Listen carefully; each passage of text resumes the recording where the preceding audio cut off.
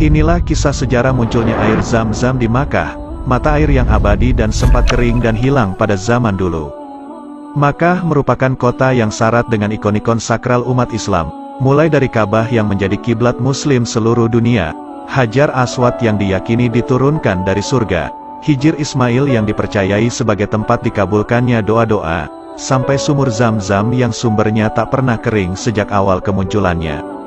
Air Zam-Zam berasal dari mata air di Makkah menjadi favorit para jamaah umrah dan haji sebagai oleh-oleh. Dikutip dari buku 13 Misteri di Kota Makkah karya Dedi, kata Zam-Zam berasal dari bahasa Arab yang artinya banyak atau melimpah. Berkaitan dengan sumur Zam-Zam, mata air ini memiliki kisah sejarahnya sendiri.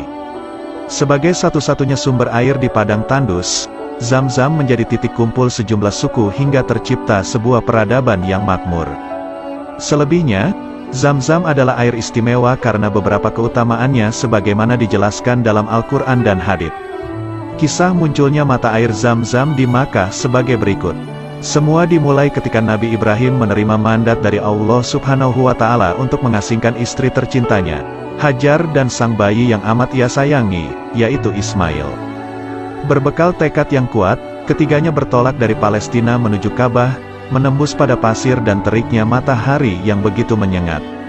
Sejak keberangkatannya dari Palestina, Ibrahim tidak memberitahu Hajar apa tujuan perjalanannya dan Hajar pun tidak bertanya ada hajat apa.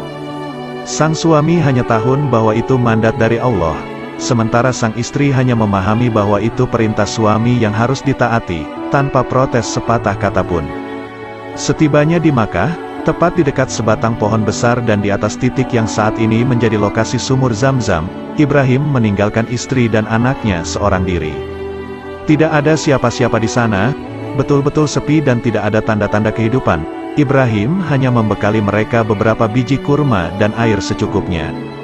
Setelah berhasil menguatkan diri, Ibrahim bertolak untuk pulang dan tak sedikit pun menoleh ke arah Hajar.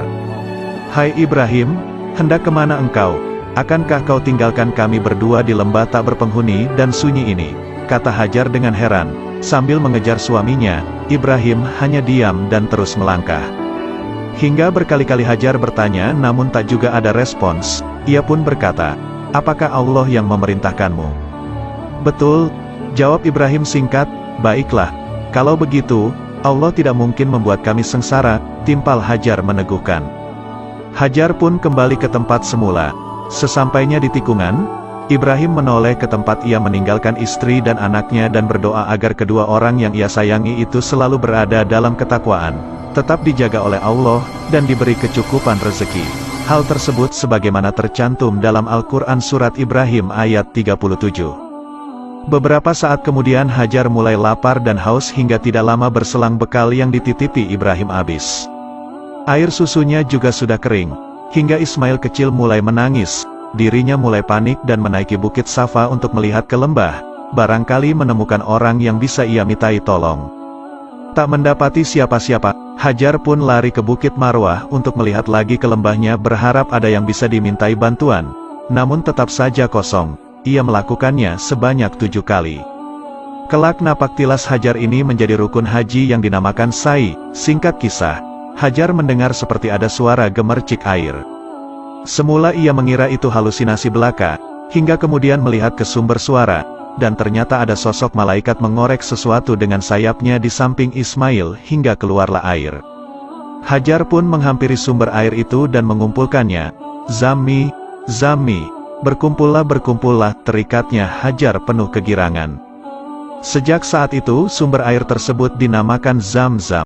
Walaupun mata air Zam-Zam dikatakan mata air abadi, akan tetapi air Zam-Zam pernah hilangnya sumur Zam-Zam sekali waktu Makkah kedatangan dua suku besar dari Yaman, yaitu kabilah Jurhum di bawah pimpinan Mudad bin Amr dan kabilah Katura bin Karkar di bawah pimpinan As-Samaida bin Hausar. Tidak lama kemudian mereka melihat sekawanan burung di suatu tempat, biasanya itu pertanda ada sumber air di tengah padang tandus. Diutuslah 2 orang untuk memastikan keberadaannya. Hilangnya sumur Zam-Zam sekali waktu Makkah kedatangan 2 suku besar dari Yaman, yaitu kabilah Jurhum di bawah pimpinan Mudad bin Amr dan kabilah Katura bin Karkar di bawah pimpinan As-Samaida bin Hausar. Tidak lama kemudian mereka melihat sekawanan burung di suatu tempat. Biasanya itu pertanda ada sumber air di tengah padang tandus. Diutuslah 2 orang untuk memastikan keberadaannya.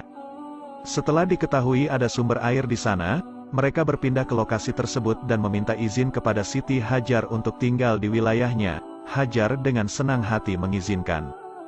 Singkat kisah, Ismail sudah dewasa dan menikah dengan perempuan dari suku Jurhum.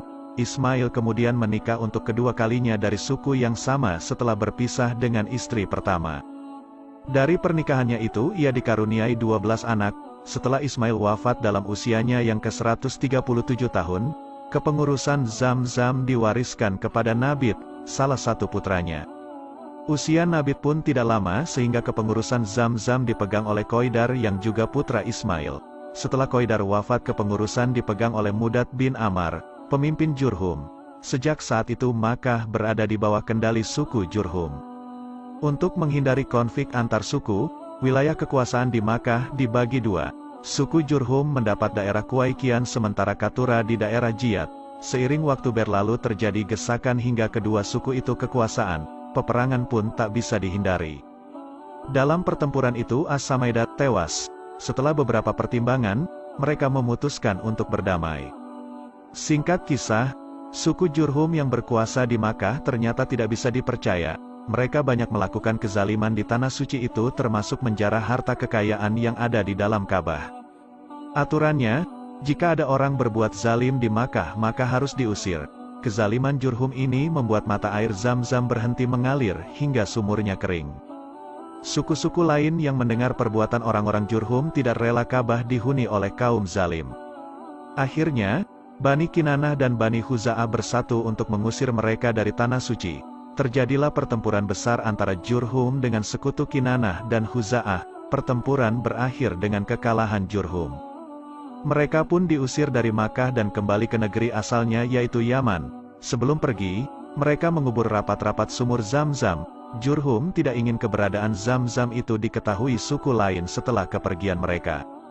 Seiring berjalannya waktu dan dinamika geografis serta beberapa bencana alam, bekas sumur Zamzam tidak lagi tampak, betul-betul rata dengan tanah. Hingga berabad-abad kemudian sumur itu kembali ditemukan oleh kakek Nabi Muhammad, Abdul Muthalib, dengan sumber yang mengalir seperti awal mula kemunculannya. Sahabatku semua, itulah sekilas kisah tentang sejarah kemunculan air Zamzam, yang dimana air tersebut tidak pernah kering, dan mengeluarkan air dengan derasnya, hingga dapat dikonsumsi oleh manusia seluruh dunia. Dan sumber air tersebut sampai sekarang masih utuh dan juga tidak pernah kering, kecuali hanya sekali pernah menjadi kering, karena perebutan kekuasaan oleh kaum Jurhum, dan mereka membuat kezaliman hingga membuat air Zamzam kering, hingga mereka pun menutupinya hingga jejak air Zamzam pun tidak terlihat oleh orang lain. Semoga bermanfaat. Assalamualaikum.